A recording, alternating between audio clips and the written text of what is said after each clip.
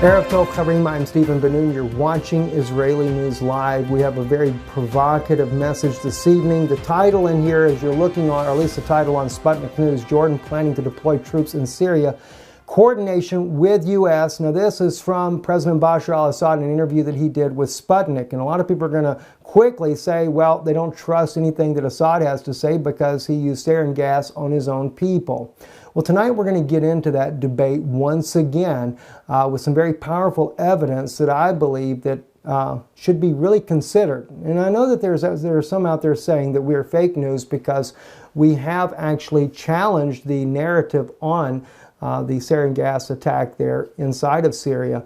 And of course, as I've stated before, if President Bashar al-Assad did gas his own people, I'm 100% behind President Trump going in and overthrowing this man from the government.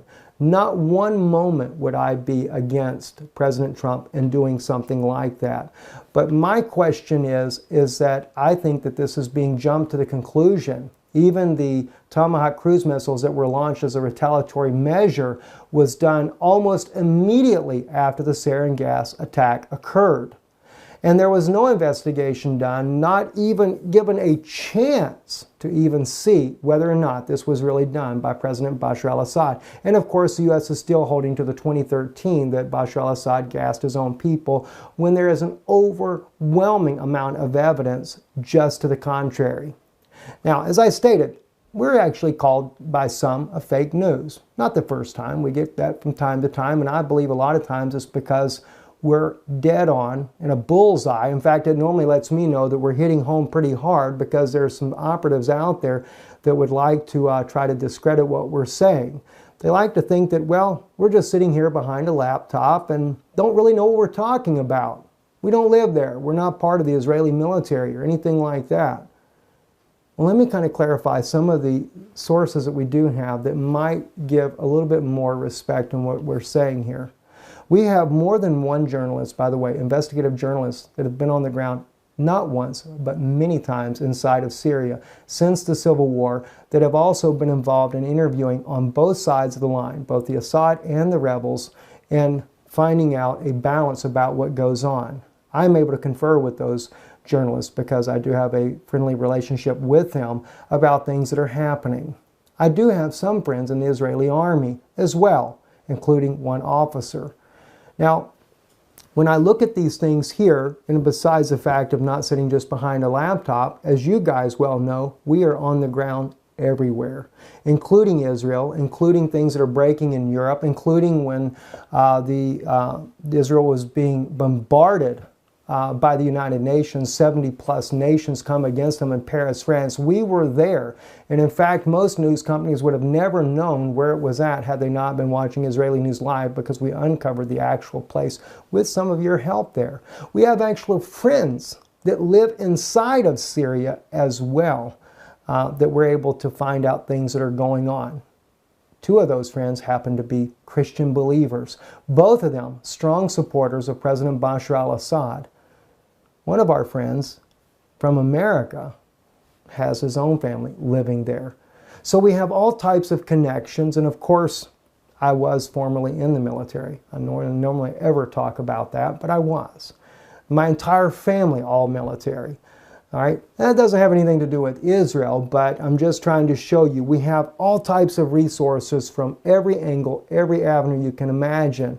And when it comes to Israel, you know, also, we are past security as Israeli News Live by the Knesset itself. We've interviewed Rabbi Yehuda Glick before. We've actually interviewed MK members from 3 different nations already as Israeli News Live.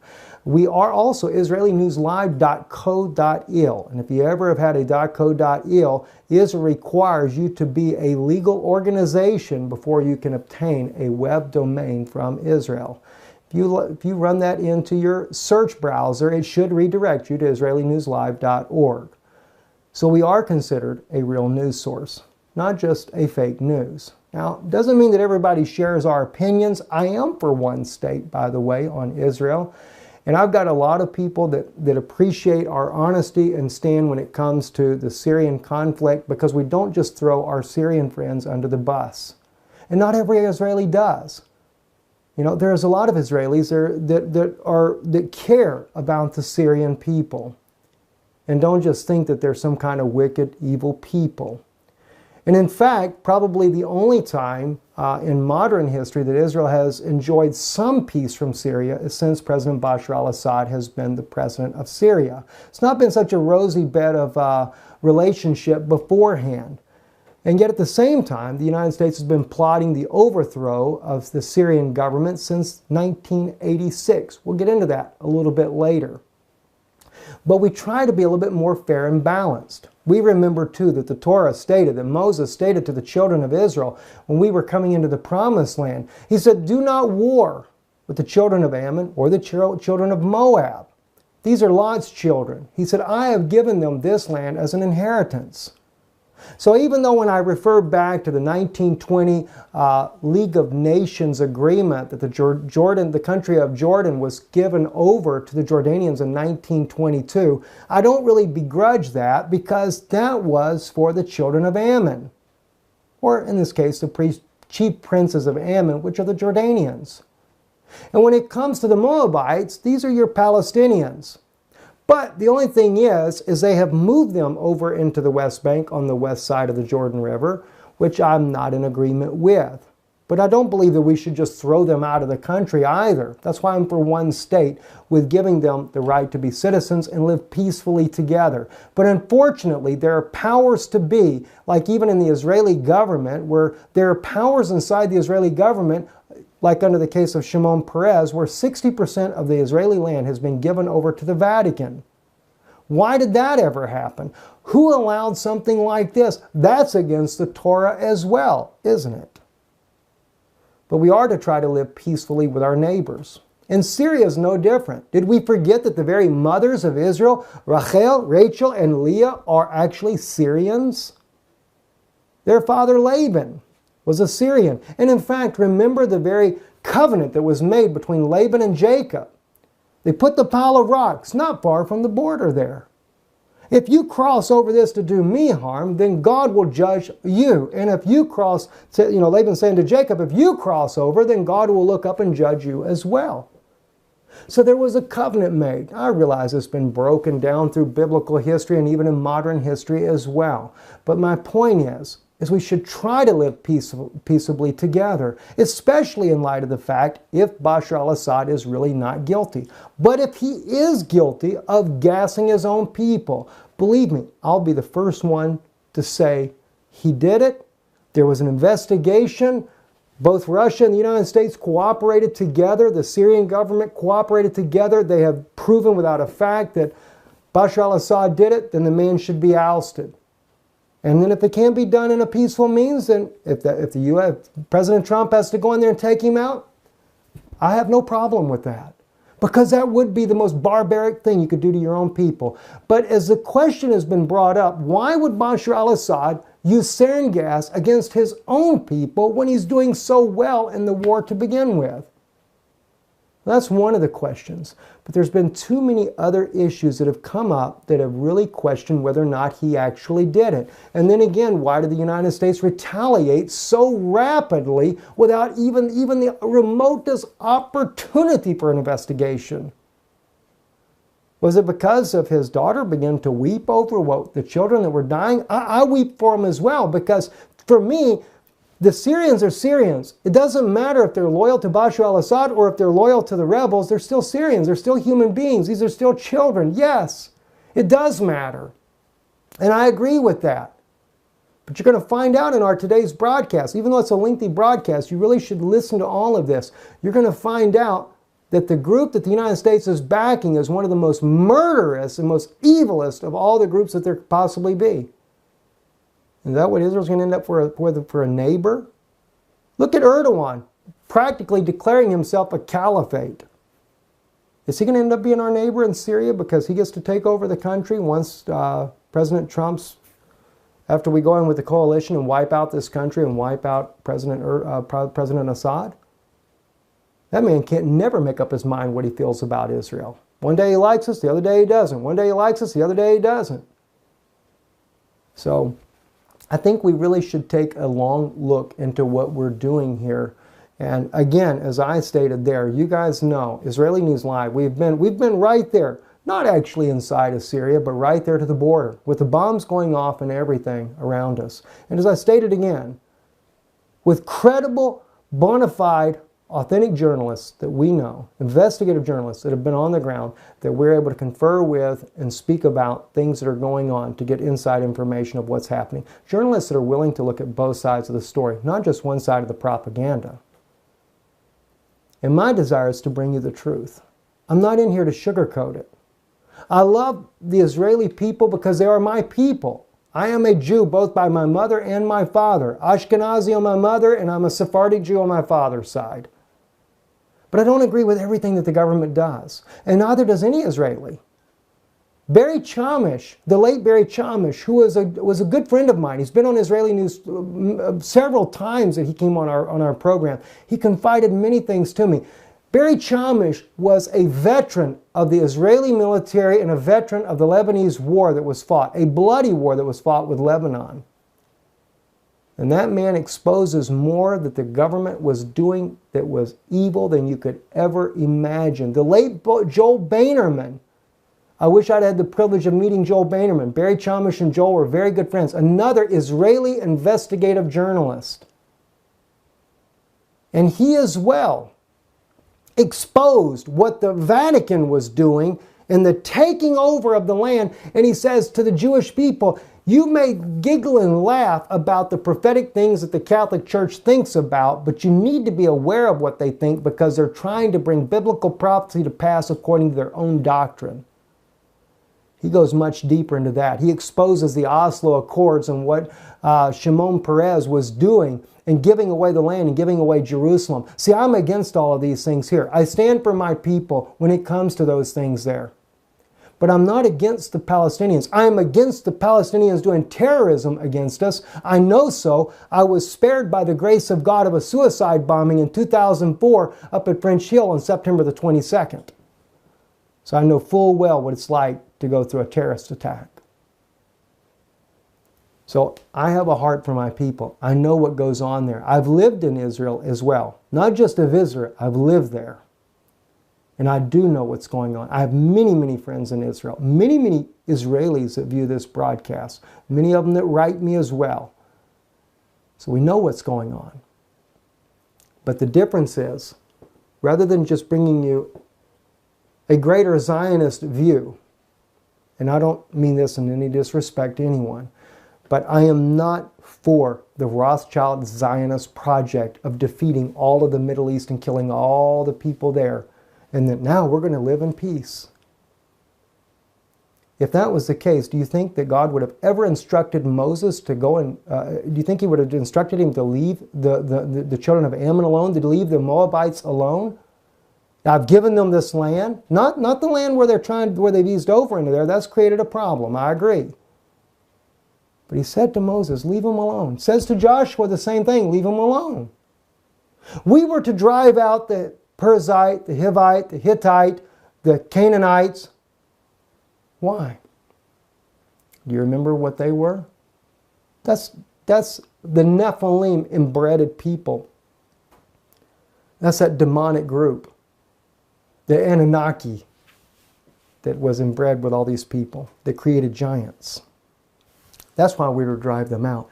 They were part of the fallen demonic beings. That's why.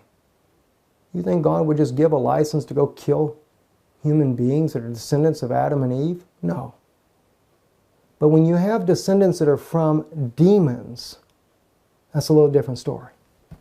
All right, let's get into this broadcast here. Some are going to say, wow, this is crazy, Steve. You're looking at Sputnik News and Sputnik saying Jordan planning to deploy troops in Syria, coordinating with the U.S. This is something that President Bashar al-Assad said. Wow, the guy that uses sarin gas on children. How could you believe anything he has to say? All right, well, Sputnik News is reporting that, but we're going to get into the news now. Let's break it down and let's see what's going on, guys. And I can tell you, I could be wrong on things. I'm not saying that I'm foolproof by no means, but I will tell you, when I am wrong, I'll apologize, I'll come tell you. In fact, a good brother of mine says to me the other day, I did the BRICS thing. He said, Steve, you said I forget what I said for the S part on there, but I got it wrong, and I'm not going to try to say it again what it was, but I did get it wrong, and he corrected me on it. And I told him, I said, well, you know, brother, dyslexia kicks in every time, messes me up. And I can always pronounce everything just right. Anyway, but God knows my heart, and I trust that that's what you guys are looking at as well as my heart. I'm not here to deceive you or to just show some fantastic story. All right, so we're here just to try to inform you the best we can. Let's get into this right away here. So anyway, so this is what Assad was saying, is he's claiming as well that the U.S. is inside of Jordan and that they are planning to cross into Syria. We reported this to you on April the 9th of 2017. U.S. and U.K. forces crossing into Syria from Jordan, as you can see here on the screen and behind you here, right? All right, but here's what gets interesting. We took this from an Israeli news site, newsru.co.il. Now, it is in the Russian language. Of course, we did use Google to translate it over, but as I've stated so many times before, my family speaks Russian. My wife, my father-in-law both can speak Russian with no problem. Oh, that was one of the things I do need to stand corrected on. Somebody did make a comment. My wife busted me as well when I said that my father-in-law served in the Soviet military. The Slovakia was not part of the Soviet Union. It was part of the Warsaw Pact. I need to make that correction while I'm here. But as my wife stated, what people don't realize, though, is we were completely controlled by Russia, by the Soviet Union. All the militaries were controlled by the Soviet Union. All the school, everything that was in there, all the propaganda of Lenin and everything. We could not enter into the eastern part of Europe, or excuse me, the western part of Europe. We were banned from going in there. She said everything is as if you were in the Soviet Union, like the other Soviet blocs, but we were considered part of the Warsaw Pact. But yeah, he was an officer in the military in Slovakia there, and of course, you know, MiGs were part of his domain that he worked with and stuff like that. And he said the same thing as well. Everything is Russian. He said even though we were technically not part of the Soviet Union, he said we might as well been part of the Soviet Union because we were controlled completely by Russia. All right, so I wanted to clarify that up. But anyway, this news site here is a Russian news site, but it is from Israel.co.il because why? We have 2 million Russian-speaking Israelis living inside the land, so they actually have their own news source here. And I made this news in part because of this. As I said, in part, it wasn't my only source here, but Jordan, the U.S. and Britain began operation on Syrian border. According to the exiting London newspaper, the Al Hayat, with references to political sources in Jordan, the United States Armed Forces, the United Kingdom, and Jordan will begin a joint operation against the terrorists in the Jordanian-Syrian border. All right? So we were already seeing this, and this is up, according to what the article was stating up there, it was up by the northern part of Jordan to the far east, close to the Iraqi-Syrian border there. And as I noted on there, if they go in right there, then they are perfectly in line to go west, back west to Damascus to overthrow Bashar al-Assad. And as you remember also, we reported at the same time that back in February, U.S. generals were in Lebanon on February, I think it's the 27th, hold me to that date exactly, but they were making agreements with Lebanon to bring more military equipment in there to also help with the overspill of the Syrian war into Lebanon. Why so much military equipment being brought in there? By the way, as far as I know, it's not been unloaded off the ship, but the ship's still sitting there awaiting for that to be unloaded. So they're not doing that as of yet because they don't want you to get a bunch more pictures and realize what NATO is up to there. Now, again, as we brought that information out, this was, of course, after the Syrian chemical attack, and this is one of the famous pictures that even doctors were quoting. I'm talking about medical professionals that know about sarin gas. And let me just point this out. We're going to blow this up. I really want you to be able to see this the best you possibly can right here. All right? This is sarin gas, supposedly children that are victims of sarin gas, okay? Notice this man here, he's not wearing gloves whatsoever. Now this guy is. But even with the gloves, it's not even protective clothing. It's not the right type. They were given a month earlier than that, though, the protective clothing for cases such as this. And in fact, as one journalist points out, it actually was given and they were using it and trying it, pictures from the exact same location as where this is happening. Now, I bring this up because one of the doctors and one of the medical scientists as well points out that there is no way that this man could be washing a child off that had been hit with sarin gas barehanded, he says, because he would have died. One drop of sarin gas is lethal to a full-grown man. So they're wearing a mask and everything, but their hands are totally bare. And this is why they question whether or not it was even sarin gas. I think on their view there, it looks like he's got a red hand, but if you look at the picture here, he doesn't have a red hand. I think it's just a contrast, just to let you know that. All right, so that's what was very disturbing to me, is that, and by the way, this article here is what they're saying. Russia is complaining about the investigation of Assad's chemical attack. Their U.S. is not allowing Russia access to this.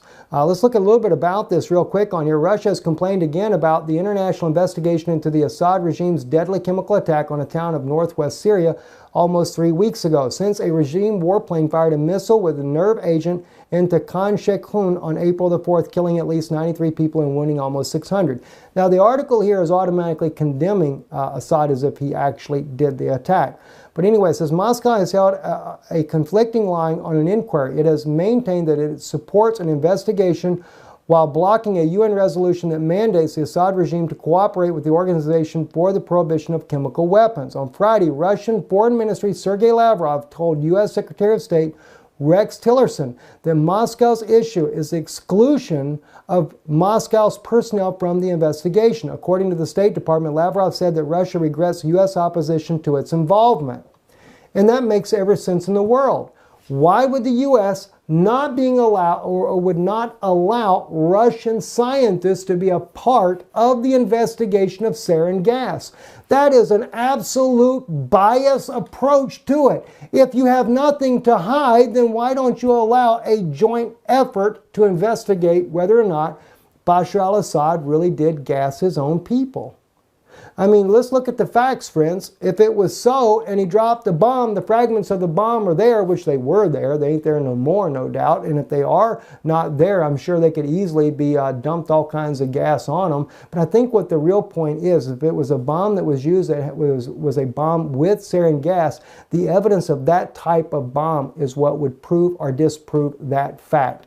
And that's something that Russia would like to get their hands on. But unfortunately, the State Department is just not going to allow Russia in there in this investigation. I guess at least you have more time to tamper with evidence.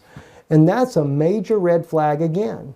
Unlike this, just like this one here as well. Major red flags. All right. Now, here's the other thing that was interesting that we brought out, and we've shared this with you guys already. And if you look here on the date on your screen here, this is April the 3rd, 2017, the day before the sarin gas attack, right? We reported U.S. moves military equipment in striking distance of Damascus. Why? We were already seeing, through the very tracking efforts by Lorenzo on Already Happened, who is an Italian investigative journalist, who was tracking the movements of U.S. ships that were loaded with military equipment, one to Lebanon, the other to Jordan. And those things were being tracked. Although they had not, I think on April the 3rd, the one to Lebanon had actually already reached its destination, because we were covering this, I think, even on the 2nd of April. So we were seeing the U.S. moving everything into position for taking down the Assad regime, but I guess there was just nothing yet to justify that reason to take him down. So that is suspicious also within itself. And we didn't make up the news. The news is just there. You see it. You see what's happening. You know it's going on. Let me just kind of pull up, see if I can find one of the parts there where we're speaking about this. I can see everything in there as I'm pulling along there, but I'm just trying. Here we go, right here. Listen to a little bit of this here. Comments here, he said he thinks it's going to Beirut, but at the time wasn't for sure. Had to wait to see what direction that ship was going to go. Well, after about 24 hours, now we have the expected course there. And on April the 4th, according to the sea tracking ship there, it is going to dock at Lebanon. Beirut, Lebanon, no less there. Great. All right, now, okay, that just helps refresh my memory as well. So what was it there? The ship actually would have not have been docked there into Beirut, Lebanon until the next day. And then, of course, the other ship goes down to the Gulf of Aqaba, goes through the Suez Canal, comes up through the Gulf of Aqaba, and parks in Jordan's Aqaba port. Both of these ships full of military equipment. What for? I mean, that lets you know that they're surrounding Syria. And then, of course, as we uncovered more of the evidence, we found out that the U.S. back in February was working on a deal with the Lebanese government to bring in a bunch of military equipment into his country because of Syria. And then we found out more of the evidence as well that the United States was also working on bringing in more military equipment into Jordan because of what? Because of Syria. All right? Now, let's continue on. This is probably one of the most provocative reports of all the reports that I have uncovered. And this is actually what changed my own opinion, because like many of you guys, I was ready for the United States to just bomb Bashar al-Assad right out of the water. Like you guys in 2013, when the stories had hit all over Western media, CNN and all these others. And by the way, get a lot of people saying, I can't believe you use CNN. Guys, think about what you're saying before you say it. I used CNN to show you the nonsense they were bringing out the other day. That's what I was bringing up CNN for. It was ludicrous that CNN was reporting what they were reporting. All right? But anyway, Western propaganda media was out there spewing to the entire world that Bashar al-Assad had sarin gas on these children and hundreds of them died. And like you guys, I was 100%, they need to do something about this. Is horrible what happened. And I could not believe that Assad would be so low down and evil. But I figured like everybody else, well, he's just a terrorist like so many other people think. But the difference though with me is that I'm willing to listen to objective arguments. And I'm willing to not just, I am Jewish and I love my Jewish brothers and sisters, but I'm not willing just to go down a road of propaganda to wipe out all the Arabs in the world and think that we're the only ones that got everything right. That's not right. I remember, even because I'm a believer in Yeshua, I also remember that the first believers that were Gentiles, and even Jews as well, were living in Damascus. And there's still a major, not anymore, they killed so many of them off, it's not even funny, but the Eastern Orthodox Church, it's not the Roman Catholics. The Roman Catholics make up a little tiny minority inside of Syria. But that Eastern Orthodox, some of the ones that are very descendants and children of the first believers that were ever inside of Syria. Because remember, what was Paul going to do? He was going to bring in all those Christians that were in Damascus and round them all up and put them in prison and torture them and everything else. In Damascus. Didn't like their way of life, did he? No, he didn't. And that's what he was going to do. And still, the children of those believers from Syria, at one time there was over 1 million Christians living there in Syria. Well over 1 million. Don't think it's not a religious war as well? I think they're down to about 400,000. Why? Because U.S.-backed, Turkish-backed, Saudi Arabia-backed, Qatar-backed rebels have murdered the Christians living in Syria. That's why the friends that I have that live in Syria, that watch Israeli News Live, have said over and over to me, Steve, let the people know the Christians stand with Bashar al-Assad because he's the only one that's ever cared about us.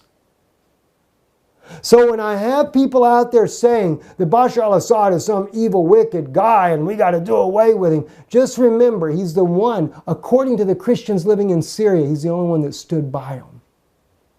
Okay? And I'm telling you that directly from them. From them, they asked me to tell you that. All right? And 2 or 3 is a witness. And I've definitely got more than enough witnesses to back that up. More than enough. All right? And I'm not saying that I agree with Orthodoxy, Eastern religions, or nothing like that. But you know what the thing is they profess the name of Yeshua to be to be Jesus Christ, to be the Messiah.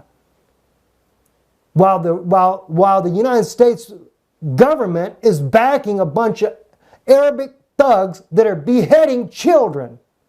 And you think I'm going to stand with that instead? And I have a appreciation for Prime Minister Netanyahu trying to stop Hezbollah from getting weapons into Lebanon to use against the Israeli people. I do appreciate that. But I don't want him supporting those terrorists over there that are beheading children. Not for one moment do I want him supporting something like that. All right? Listen to what this is Aaron Erdem. The gas attack has been done already. He's not been to RT News as of yet. But this man, who by the way, he's Turkish, but he's Kurdish as far as his background, is standing for the truth of what happened in Syria. And being Kurdish, he's not pro-Assad either. But he was pro-truth. And he went to prison for standing for what was right. Because he went beyond saying what he had to say at the parliament. I'm going to play it. I'll stop it so I can do the translations as we go here. But I want you to hear for about 2 minutes of what he says here. All right? He says here at the beginning, some people are misappropriating the country's resources and betraying our trust.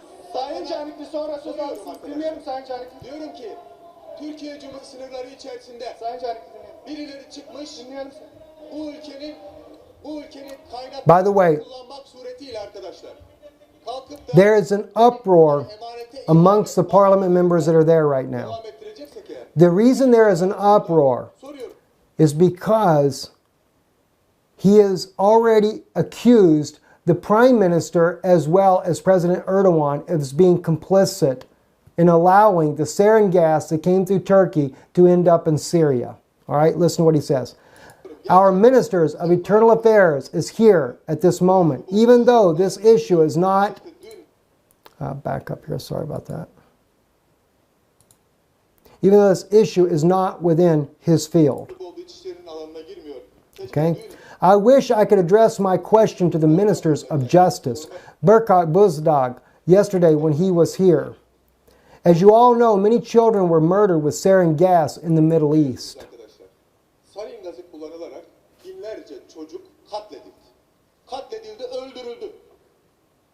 There were various accusations about who uses sarin gas in our media. My question is about the Adna's chief public prosecutors.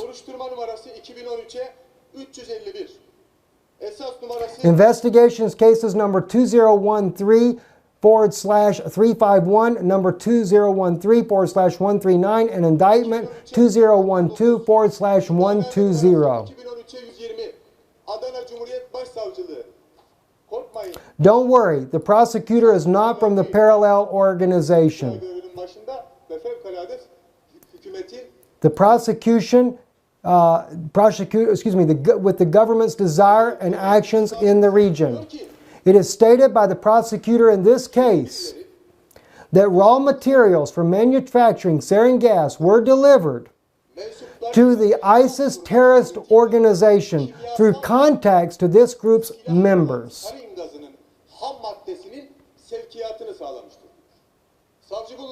So the prosecutor initiated an investigation. Let me back up. So the prosecutor initiated an investigation about this. Here, please look at this. I am showing this to you. So he shows you that investigation report. So the individuals who were suspected to have carried out the transportation were arrested and put in prison. But just listen now, it's not all. The prosecutor ordered the telephones of those suspects to be wiretapped, which is also stated in the indictment. Mr. Ministers of Justice, Bozdag is also well aware of the details of this indictment because he himself went on air and made statements. Biliyor musunuz arkadaşlar? But do you know what happened? Bunların akıbeti. Bir hafta içerisinde In 1 week's time, this case was closed. tutuklular The suspects were released and were allowed to leave Turkey serbest bırakıldı ve Suriye sınırını geçerek by crossing over the Syrian border. Türkiye'yi terk ettiler. Soruyorum, Now I ask you, is this what you understand as justice? sizin adalet anlayışınız bu mudur? Sarıyında To set free people transporting sarin gas? sevkiyat yapanları ülkenin sınırlarının dışarısına çıkartmak mıdır adalet anlayışınız? Ama bir diğer taraftan I am asking. soruyorum. Bir gazeteci One journalist states çıkıyor, that gazeteci this is much worse than all I have said before. bir şey söyleyeceğim. Türkiye Do Cumhuriyeti, you know who says that the Republic of Turkey Türkiye Cumhuriyeti hükümetinin has dispatched ammunition to the Al-Qaeda terrorist organization dönemin başbakanının talimatıyla El-Kaide by orders of the Prime Minister serving at the time? teröristlerine mühimmat gönderdiğini They won't like that biliyor one. musunuz? Bakın size Let me tell you, Adana var. Governor of Adana, Hüseyin Avni Kos. Tutanaklarda Here the records made by the governor are here. If any of you would like to have them, you can photocopy them. Vali diyor ki The governor states that he instructed the trucks to go there başbakanın talimatıyla ben bu tırları under the Prime Minister's orders. Can Dündar'ı tutukla. Do you know what Irfan Fadan, the prosecutor who arrested the journalist Ken Dundar, said? İrfan Fidan ne diyor biliyor musunuz? Can Dündar He said that Khan Dundar has not falsely defamed the government or the Prime Minister. başbakana iftira atmamıştır diyor. Gerçek olan He said that Khan Dafar merely disclosed a state secret, in other words, a fact. diyor. Devletin Do you realize what the man just said? He says that they disclose. Do you know what's that? Do you know who says that the Republic of Turkey has dispatched ammunition to the Al Qaeda and terrorist organization? All right. Then he says, Governor of Adana, Hussein Avni Kos. He says, if any of you would like to have it, he's willing to give you a copy. The governor states that he instructed the trucks to go there, okay, under the Prime Minister's orders. And he said, do you know what Irfan Fadan, the prosecutor who arrested the journalist Khan Dafar, said? This was the prosecutor. All right? Let me pull it up. He said that Khan Dundar has not falsely defamed the government or the Prime Minister. All right? He said, all right, now watch what he says next. He said that Khan Dundar merely disclosed a state secret, in other words, a fact. I mean, where did the sarin gas come from? Who had the sarin gas? You see, you have to understand, even after the attack, now granted, yes, Bashar al-Assad had chemical weapons before that attack in 2013. Then why was sarin gas being smuggled in through Turkey with the Prime Minister's full knowledge? And then even as Aaron Erdem will bring out, right after they were released, not long after that, the attack happens. And of course, it's put in the hands of Al-Qaeda, Al-Nusra, ISIS. I mean, you'll have the link to this in the description below because they have the subtitles on here. This is a Turkish parliament member, an MP of the Turkish government, indicts his own government for smuggling sarin gas to these different organizations inside the country. Anything to get the United States to invade. They wanted the U.S. to invade. That's why I said Erdogan, the coup that happened in Turkey, that was all staged. The U.S. and Turkey worked together. Why? To get the Turkish military in the northern part of Syria, so when the time was right, the United States, with its own coalition, with all the different countries working together there, would be able to overthrow Bashar al-Assad and have Turkey already inside of there, and to get Russia to permit it. And to prove that I'm right on this, and to prove that I'm right when I say that Erdogan wanted the U.S. to attack, what did Erdogan state? Now, Erdogan supposedly is on the bad with the United States because why? the United States backed a coup against his country, and he's telling them, get your military out of my country, right? It's what Erdogan is saying, right? And then suddenly, when President Trump bombs the air base in Syria, Erdogan's like, "Hooray! Great job, President Trump. You should have done more. You should have done more." Did he not show his colors or what? So much for the United States being the bad guy. And I guess nobody will pay attention to that the coup was all staged, will they? But it showed his colors. And another reason it was staged was to get the nuclear weapons, some of those weapons, moved from Turkey to Romania to be able to use against Russia.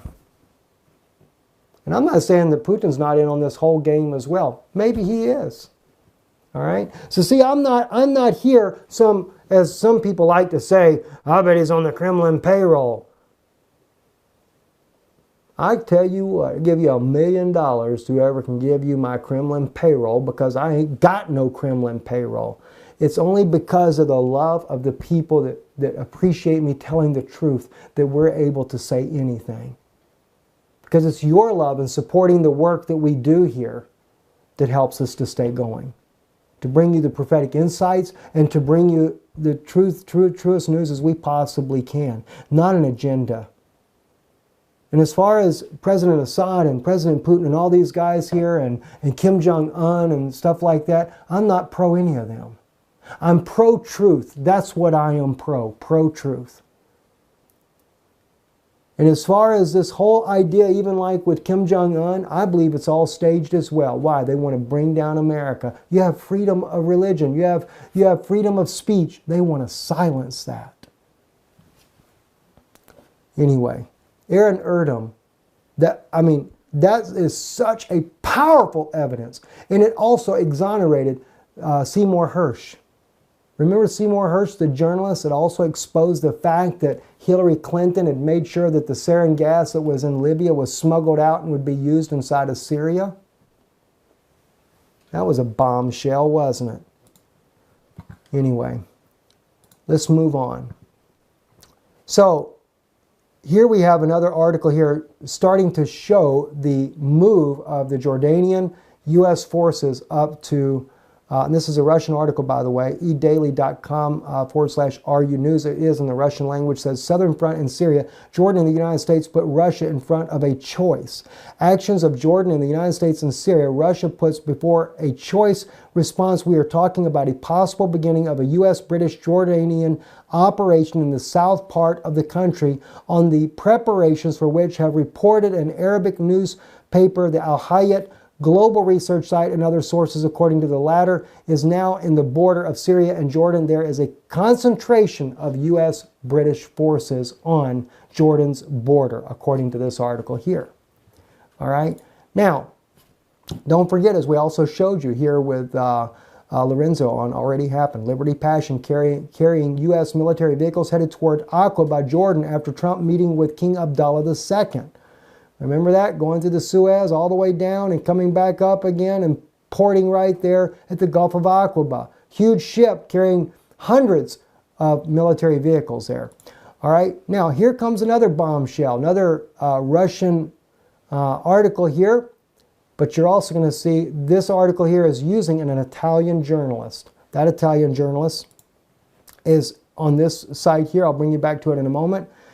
But so it's not just all the Russians, it's also the Italians noticing things.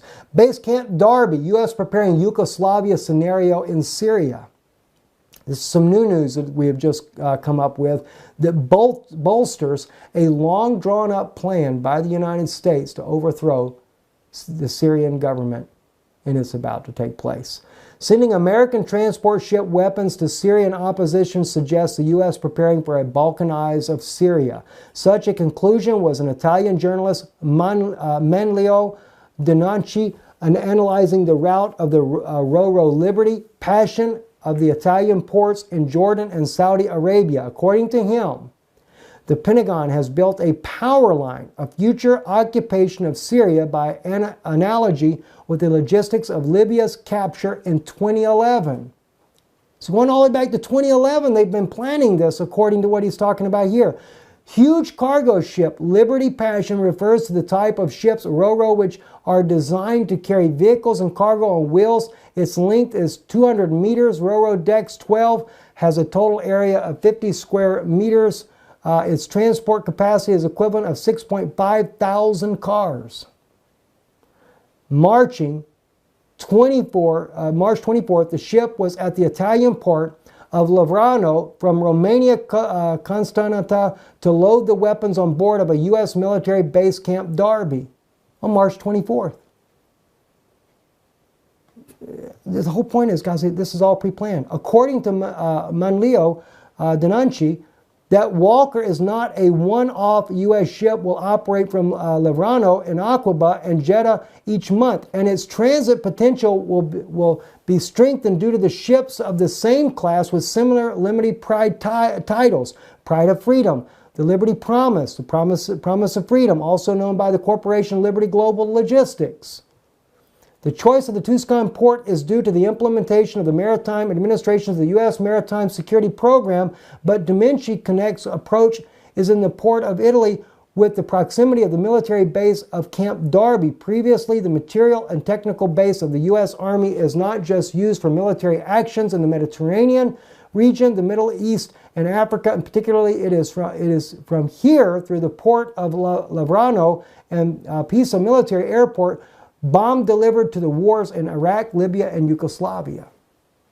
So the base is being used all over again. Now, again, I'll include the article in the link below so you can look at this for yourself. But this is when we're looking here at Manlio Denunci, this is his article where they took it from. Now, I'm just going to read to you a portion of his article here. And again, that's about halfway into there. You can see it's a very long article from Camp Darby, U.S. Weapons for the War in Syria and Yemen. It is in English. Let's go right into it. Documentary sources, Asia News 2 and others report that on its inaugural trip, Liberty Passion transported 250 military vehicles from Livorno to Aqaba, the Jordanian port. The ship arrived at Aqaba on April the 7th, making its way there via the Suez Canal 2 days before. In Washington, President Trump received King Abdullah for a second time since February, thus confirming U.S. support to Jordan against the terrorist threat coming from Syria. However, it is precisely in Jordan that for a year, U.S., British, and French instructors have been training militants belonging to the Free Syrian Army for terrorist attacks in Syria. Sound familiar? Sure it does. Various reports indicate that an increasing number of U.S. troops fitted out with tankers and armored vehicles are moving to the Jordan-Syrian border. Wow. It's not just me that says that, right? It's not just the Russians saying that. What do you know? The Italian journalist also knows about these things. The objective? To take possession using even Jordanian troops of the southern band of the Syrian territory where special U.S. and British forces are operating in support of the Free Syrian Army. Where are they operating? In Syrian territory. What do you know? Which is fighting with ISIS. As early as February, President Trump had discussed with King Abdullah the possibility of establishing safe zones in Syria. Safe zones is a code for balkanizing Syria, now an option given that following Russia's intervention, it is no longer possible to control the entire territory. So they figure they're not going to get everything because Russia is there. U.S. arms are used for this and other military operations, which include the Saudi war, which causes massacres in Yemen. These arms leave from Livorno, a city which Pope Francis, on the invitation of Mayor Nogarin, will probably visit. Yesterday, once again, Pope Francis denounced the trafficking of arms, which allows money to be made from men and women shedding blood. Meanwhile, several residents of Livorno celebrate the fact that the Tuscan port has been chosen as the stopover for Liberty Global Logistics, for this creates huge prospects for development. Well, you know, the Pope says that, but you know what? That's just to make yourself look good. Doesn't mean that that's what the Pope really is interested in. So Manlio Denunci is the author of this article here, and of course, as we've stated, they're there and of course could easily be used for a takeover of Damascus. Remember, even though Russia spoke strong words with Iran that they would help protect Assad if there's another missile attack against him. There is no such agreement that Russia is obligated to do so. And Russia could allow President Bashar al-Assad to be taken down. All right, as we get ready to close here, let's look at a couple other things. New declassified CIA memo presents blueprint for Syrian regime collapse. This has been all the way since 1986 under Ronald Reagan. They've been planning for the collapse of the Syrian government. The CIA has declassified document. You can see that now. And of course, Bashar al-Assad's father definitely was no good guy, not even in the slightest bit. The Al Monitor, though, I do want to bring one article up here in closing here. Israel is under the Israel Pulse. Israel should back Assad. And the guy here, Jackie Hugi, he really does bring out a very good reasoning for this, and that is because of the difference. He says here, just to give you a little bit of insight, what Israel should learn from these, the Ba'ath regime was cruel to its citizens and robbed them of basic rights. That was under Assad's father. And its leaders should pay the fullest price so that justice is served. But in choosing between one bad thing and another, the balance tips towards the regime. The Israeli security establishment should gradually abandon its emerging alliance with the Syrian rebels and elegantly work with its friends in the West to stabilize Damascus as much as possible. It must not fortify the regime's enemies, develop friendly relations with them, nor weaken its rule. The bitter consequences of the tactic could hit Jerusalem like a boomerang. The survival of Damascus regime guarantees stability on Israel's northern border and is keystone to its national security. The Syrian regime is secular, tacitly recognizes Israel's right to exist under Bashar al-Assad. What do you know? And does not crave death. It does not have messianic religious beliefs and does not aim to establish an Islamic caliphate in the area it controls. Since Syria is a sovereign nation, there is an array of means of putting pressure on it in any case of conflicts of crisis. But yet, the crazy lunatic in Turkey, President Erdogan, basically declares himself as a caliphate. And he always turns against Israel. But they recognize Israel's right to exist. YNetNews.com, the very article. Assad said will press Hamas to recognize Israel. Swedish Foreign Minister Bildt tells Belen Syrian President sincere desire to jumpstart peace negotiations with Israel. Well, what do you know? The man was trying to make peace with Israel.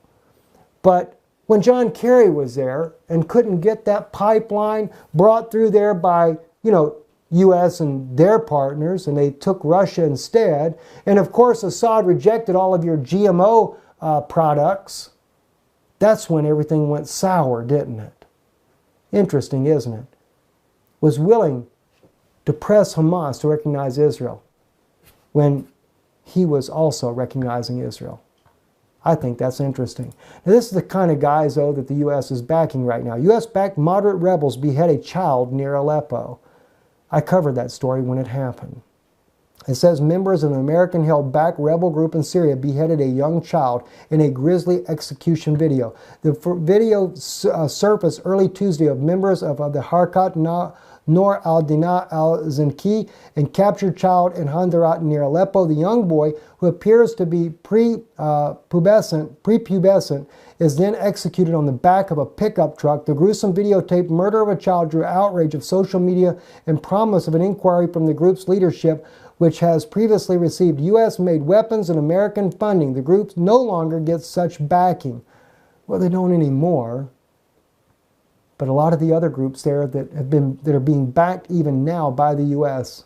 do the same such gruesome, ungodly, nasty acts, including the White Helmets.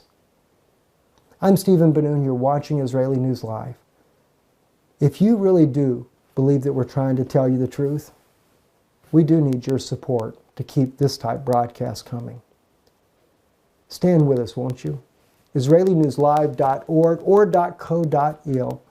You can donate there online and as well on our YouTube channel. You go to our YouTube channel and you go to our main page there where so many of you have subscribed. Right there above the subscribe button is a donate place right there. And we thank you for your support.